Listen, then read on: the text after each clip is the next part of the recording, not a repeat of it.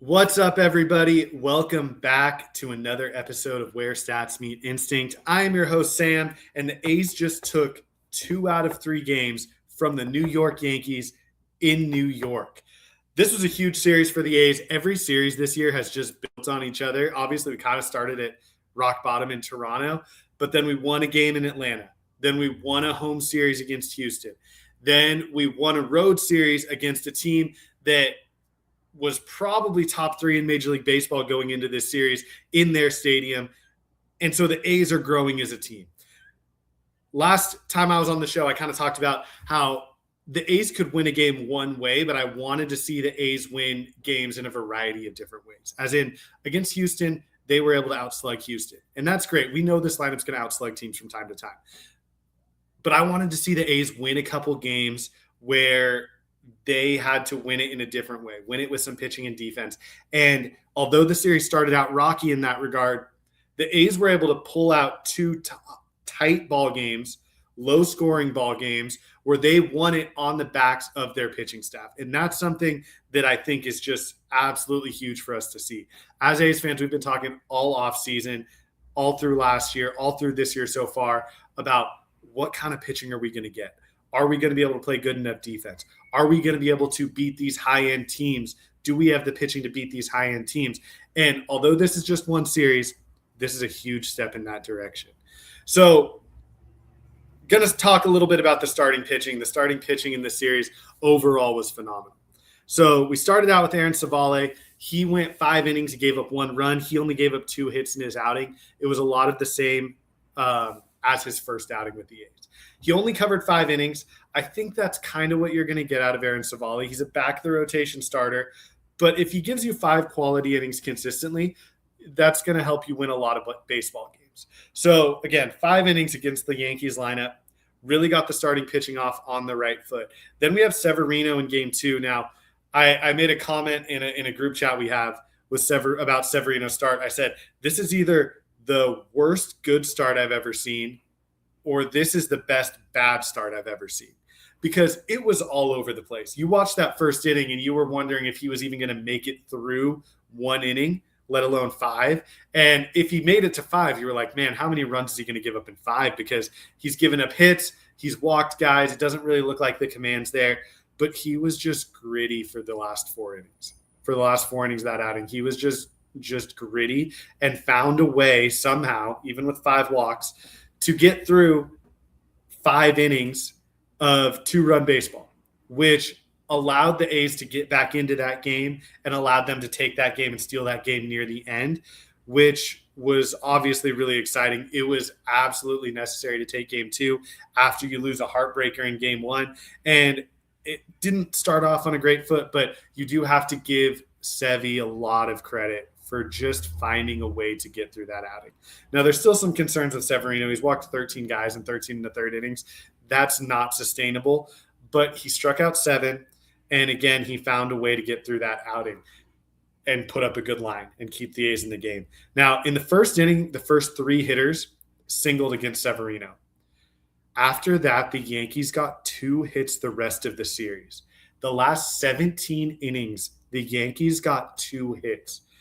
I don't remember the last time the A's pitching staff had a stretch like that. Like, that was unbelievable. And some of that is like the Yankees were obviously ice cold at the plate, but these are major league hitters. It doesn't matter how much they're slumping. To only get 2 hits in 17 innings, you're doing a lot of really good things on the mound, and that gets us to our next guy, Jeffrey Springs. This might be the biggest bright spot of the season so far, is what he's done on the mound. He threw 7 one-hit innings, and he was in command the entire time. He was locating his fastball and specifically locating it to the inner half to righties. Last year, I felt like sometimes the command of the fastball would kind of come and go. The command of the off-speed would kind of come and go. He would get into deep counts, and honestly, he was one of my bigger concerns on the pitching staff going into the year. Not that I thought he would blow up and be terrible, but I just didn't know if the upside was there after the year he put up last year, where he was solid through a lot of innings, but was more of an innings eater. I was kind of thinking you're probably going to get something similar to that. I don't know if there's significant upside, but he's proven me wrong in that regard so far. he was in command. He was getting ahead in counts. He's using his slider a little bit more. The changeup obviously is always going to be there, commanding the fastball to both sides of the plate. And for the third straight outing, he has really dominated an opposing lineup. His first start in Toronto was very solid. His next start against Houston was even better, giving up 2 hits in 6 innings. And then he obviously threw 7 one-hit innings, not giving up that 1 hit until the 7th inning, I believe, which was by far the best outing of the year. Got through 7 innings, lightened the load on the bullpen a little bit, and the A's were able to shut the door and win this series with a 1-0 victory. A 1-0 victory in Yankee Stadium. The last time the A's won a game 1-0 in Yankee Stadium was 1972, where they went on to win 3 straight World Series. So I'm not saying they're going to win 3 straight World Series after this, but I'm not saying they're not either. That was a really fun outing. That was a really, really big series for the A's. And to see Jeffrey Springs do what he did is incredibly impressive.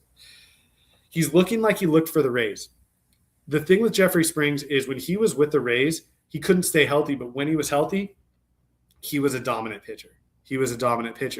And last year with the A's, you didn't really see dominance. But I think further removed from Tommy John surgery, a little bit more comfortable, you see the fastball tick up in velocity a little bit, and that little tick is a big deal for a guy like him. And then you see the command start to improve, and it just looks like things are coming together for him. Now, is he going to go out and throw 7 one-hit innings every start? No. But if he can consistently go out there and give you 6 innings, maybe give up 2 runs, man, that is something the A's haven't had on a consistent basis in a long time, and he's looking like he could potentially be that guy. So that was incredibly exciting. Now, the bullpen this series, obviously, it started out really, really rough for the bullpen. Mark Leiter Jr. went out there in game 1, and he gave up a 4 spot in the 8th inning.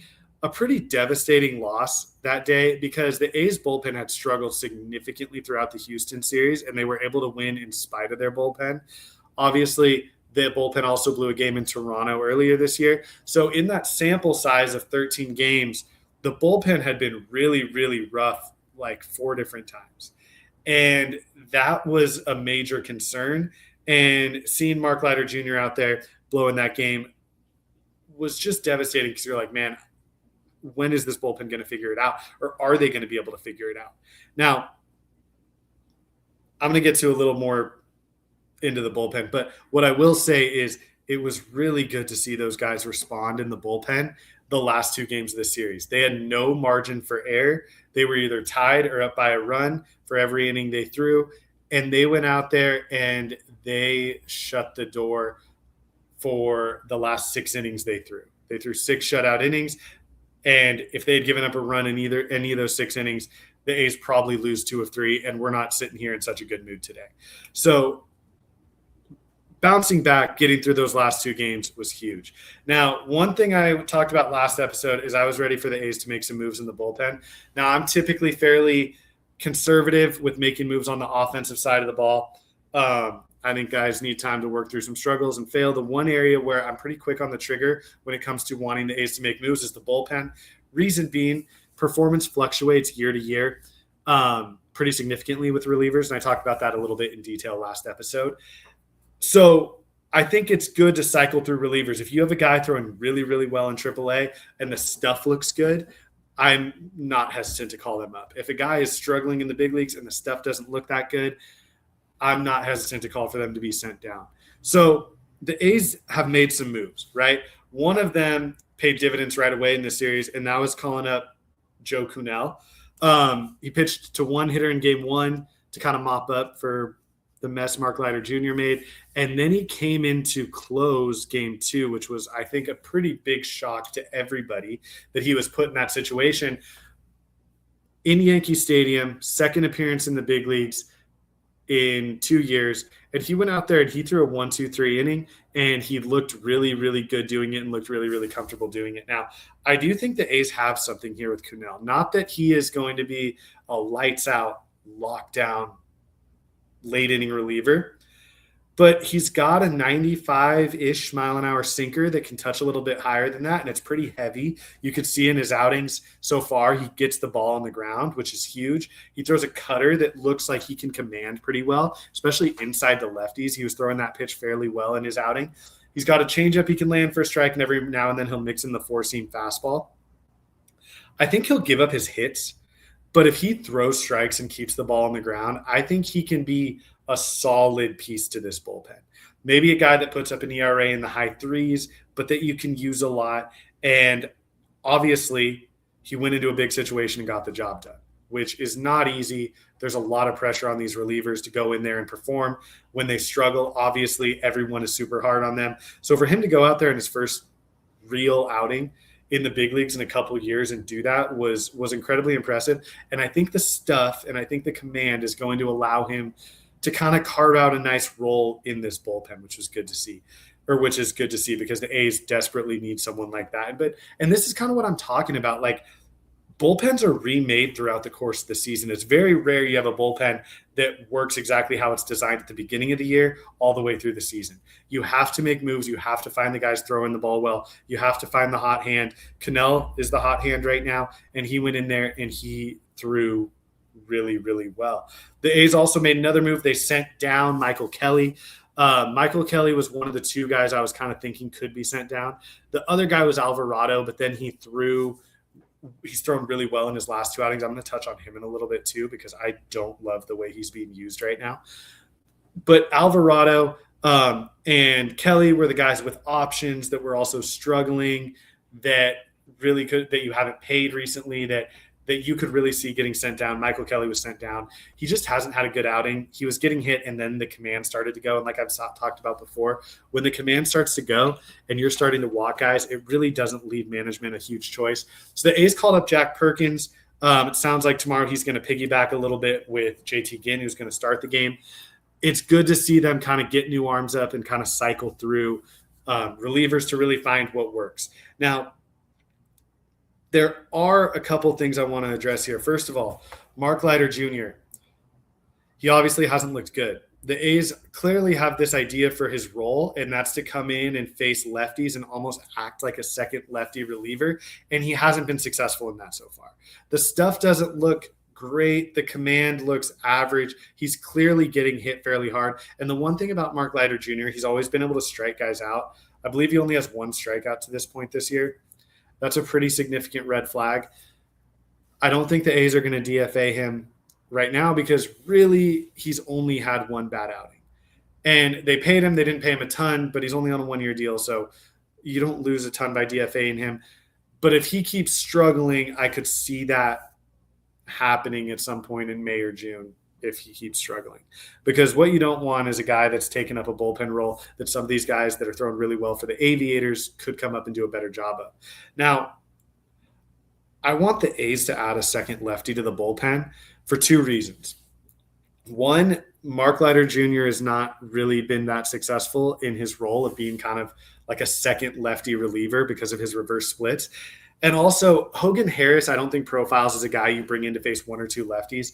So far this year, he walks a few too many guys. I like him when he has a clean inning and kind of gets to work through it because, yes, he walks some guys, but he also typically is able to work through it when he's given an entire inning to do so because the stuff is good enough. He gets strikeouts. He's a tough guy on the mound. You saw him close out the game today and look really good doing it.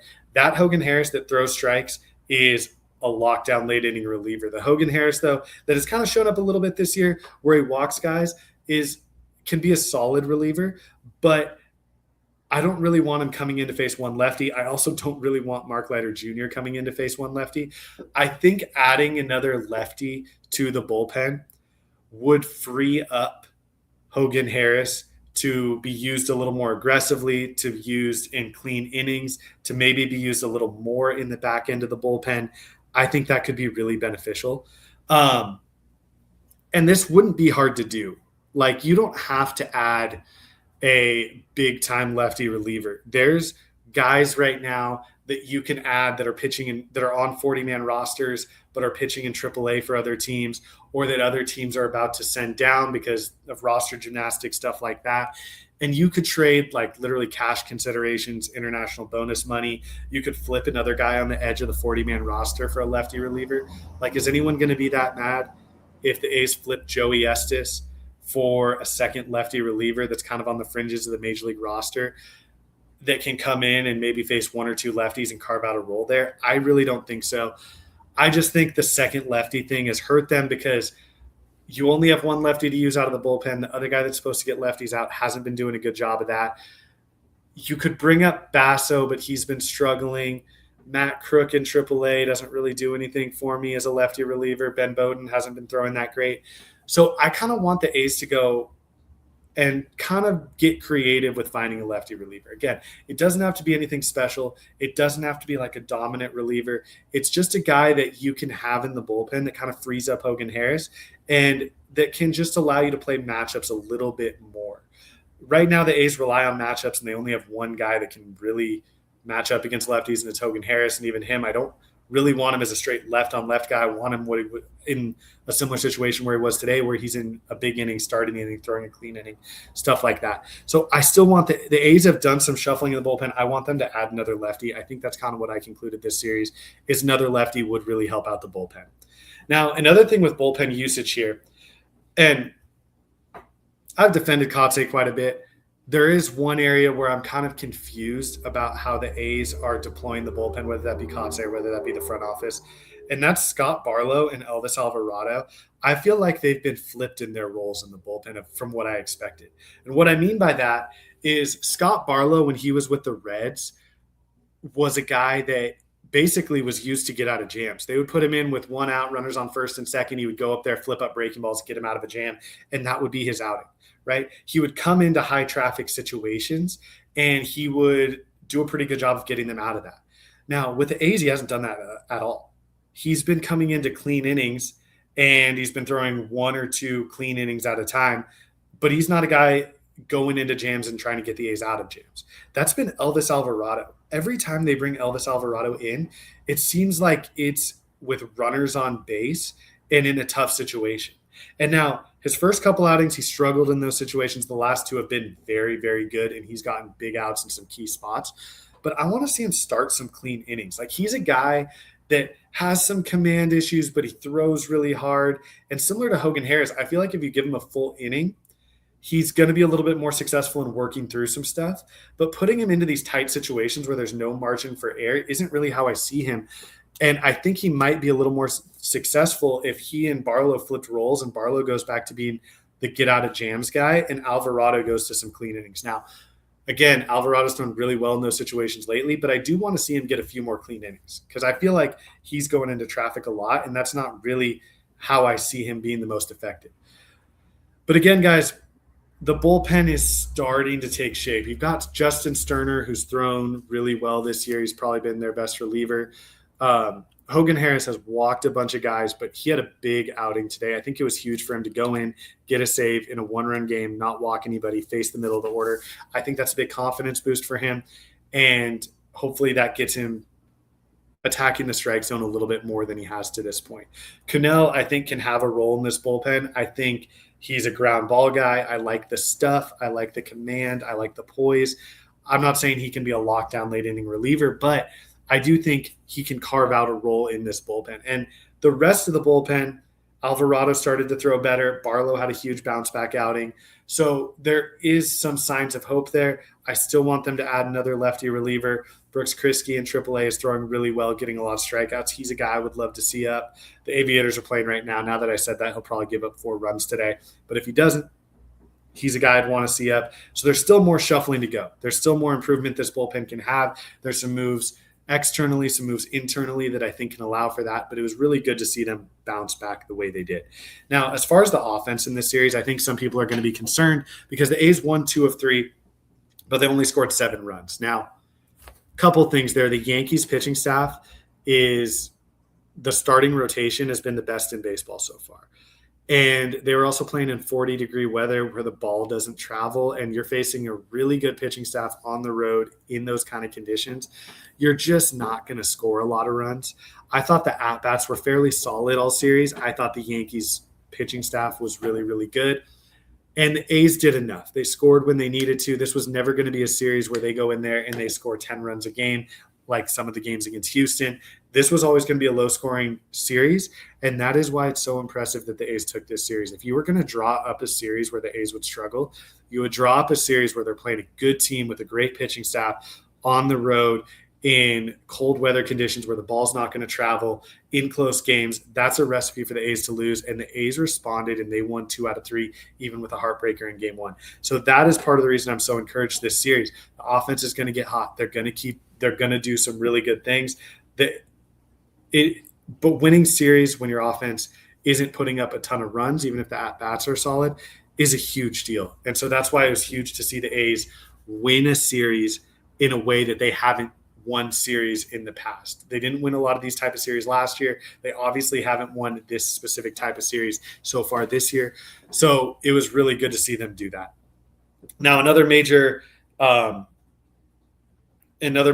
of this game was Brent Rooker got hurt. We don't have a ton of information as I'm recording this on his injury, but I would guess it's some sort of IL stint.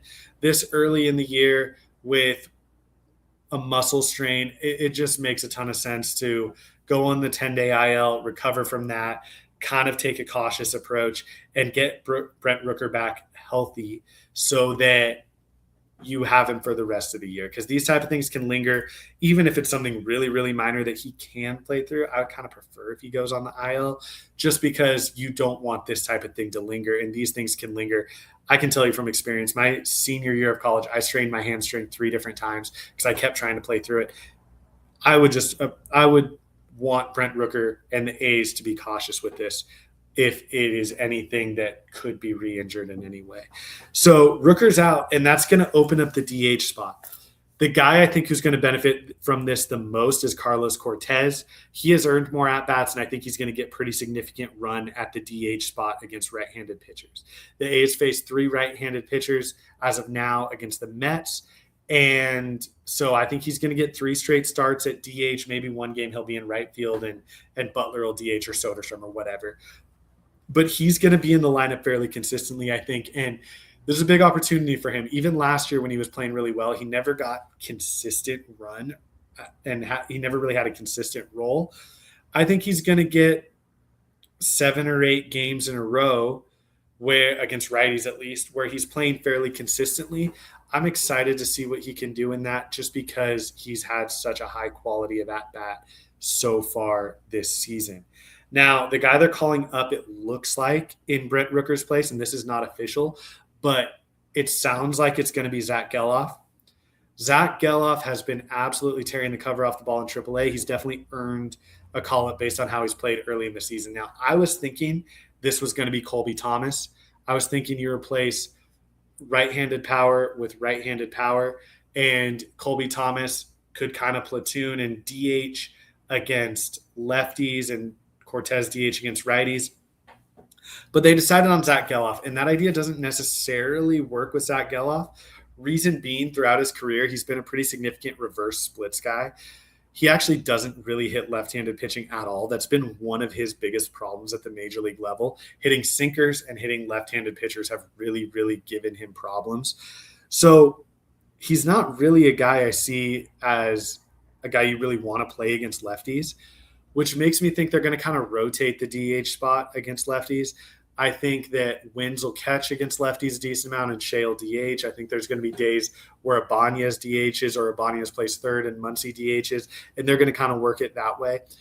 I'm wondering if Gelof is going to get some reps in the outfield. They already have 2 backup infielders, so it seems like Gelof is going to get more reps in the outfield, and I think he might get some run in center field. Like Denzel Clark, you guys, if you've heard me on here, I'm a big Denzel Clark guy. I think he should get opportunities. I think he should get run.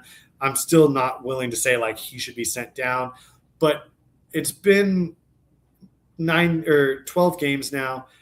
He's not really hit to this point. He plays great defense, but I do think there's some at-bats that need to go to other people. Right, I talked about kind of a soft platoon with Cortez.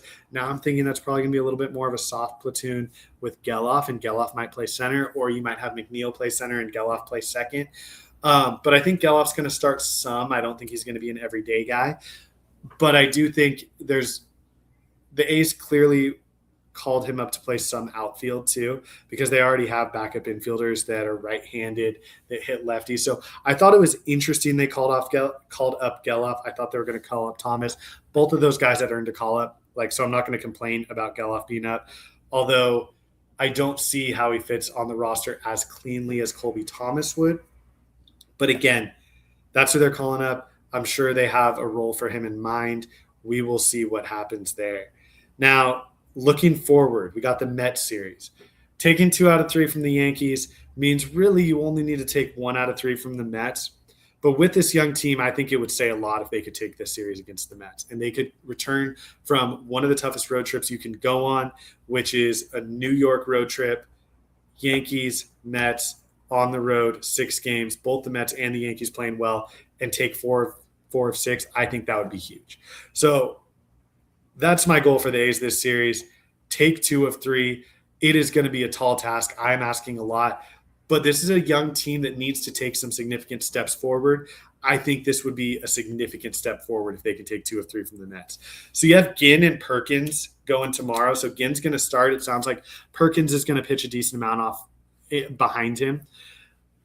Ginn probably doesn't have a huge pitch count buildup. I would expect him to go 70, maybe 75, somewhere in there, depending on how effective he is. And then Perkins is going to throw 2 to 3 innings after that.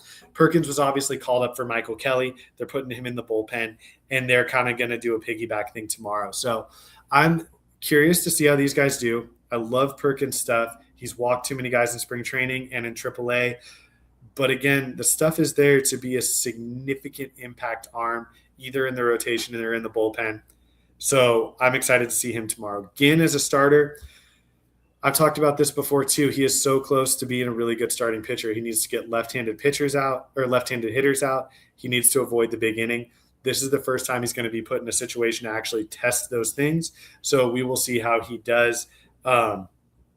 But I'm going to be looking forward to seeing how those guys do in particular. Then you're going to have Jacob Lopez. Jacob Lopez has not gotten hit at all this year, but he's walked 10 guys in 2 starts. Want to see him command the baseball a little bit better. If he commands the baseball a little bit better, I'm very confident he's going to have good outings. But again, a lot of his stuff is self-inflicted. It would be great to see him go out there and stop shooting himself in the foot so much on the mound. But we got him going in game 2. And then game 3, we got Civale again. Civale's looked great so far this year. The stuff isn't massive, but he's crafty. He's a veteran. He's done a good job of getting big outs when he needs to. So that's kind of how that series lines up. And again, guys, on paper, the A's should not win this next series against the Mets, but they should not have won this series against the Yankees either, and they found a way to do that. Now, stacking another series on top of that series against the Yankees and winning another series in New York would be a massive statement. It would be a massive confidence boost, and it would show me that this A's team is growing, right? Rooker not being there is going to hurt. He hasn't performed necessarily great this year, but he is a big bat that teams are scared of. Cortez is going to get some run. I think he's earned that. I think he has a chance to step into the lineup and be a productive player.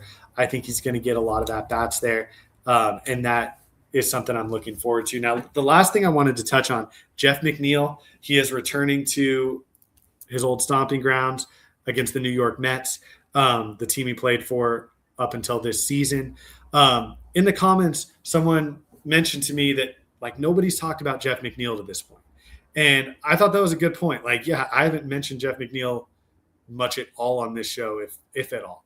So just to touch on Jeff McNeil a little bit, he got off to a slow start this year. And he didn't necessarily look great. He had some good at-bats in Toronto when everyone was struggling, but then the next series against the Braves, he didn't look good. In Houston, he was 3 for 10, but he didn't really hit the ball super hard. Now, this series against the Yankees, I think you saw the Jeff McNeil the A's thought they were getting. You saw a guy that was hitting the ball to all fields. He had a double down the right field line. He had a couple base hits. He had an RBI single that got the A's scoring started in game 2 that was really, really important. I know he's older.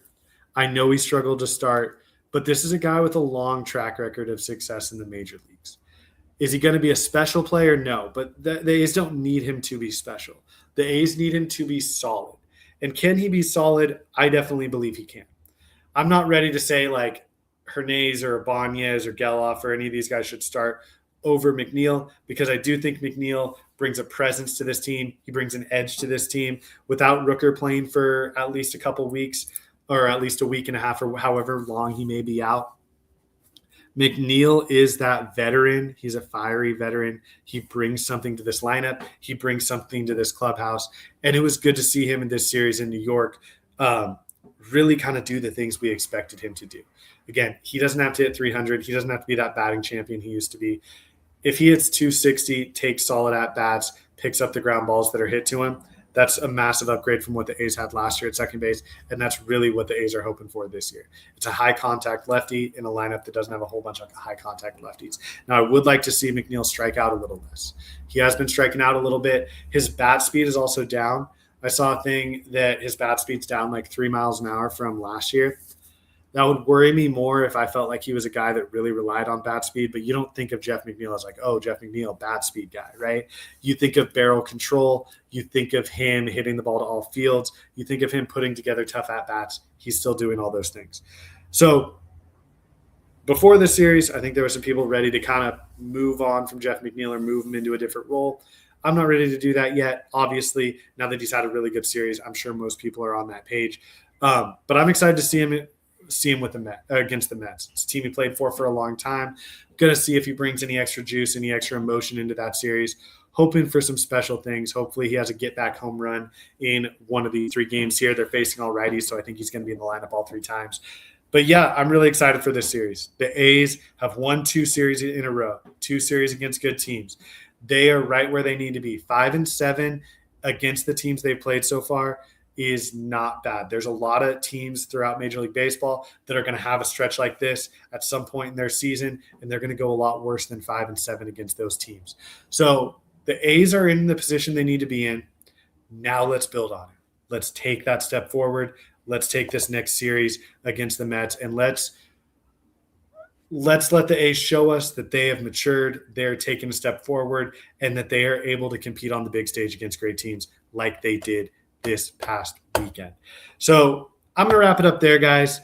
Thank you guys so much again for tuning in. Again, guys, like and subscribe. That helps out our channel a ton. This has been another episode of Where Stats Meet Instinct.